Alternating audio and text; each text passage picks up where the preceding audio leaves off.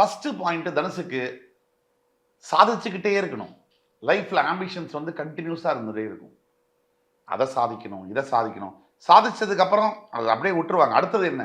அடுத்தது சாதிக்கணும். அவங்களுக்கு வந்து கண்டென்மெண்ட், திருப்தி என்பது இருக்காது. சாட்டிஸ்ஃபேக்ஷன் இருக்கும், சந்தோஷம் இருக்கும், கண்டென்மெண்ட் இருக்காது.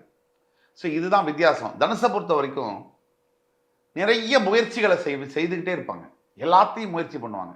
நீங்க 10 இண்டஸ்ட்ரியை கொடுத்தீங்கன்னா 10யும் ட்ரை பண்ணி பார்த்துருவாங்க தனுசு ராசினியர்கள்.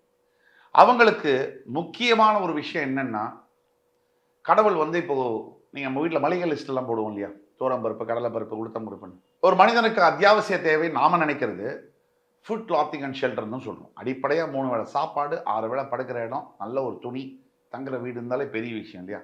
இது இல்லாம இந்த பாரத பூமியில எத்தனை லட்சக்கணக்கான பெண்கள், ஆண்கள் இருக்காங்க அப்படிங்கிறது உங்களுக்கு தெரியும். குறைஞ்சபட்சம் ஒரு 20 கோடியிலேருந்து 30 கோடி பேர் இன்னைக்கு சாப்பாடு கிடையாது நைட்ல. அவங்கள கம்பேர் பண்ண மாட்டாங்க தனுசு ராசி என்பர்கள். 10 விஷயத்துல டிசையர் லிஸ்ட், அதுல 9 கடவுள் நிறைவேற்றிட்டாருன்னா அதெல்லாம் விட்டுடுவாங்க. 10வது நீ ஏன் நிறைவேற்றல? இதுதான் தனுசு ராசி.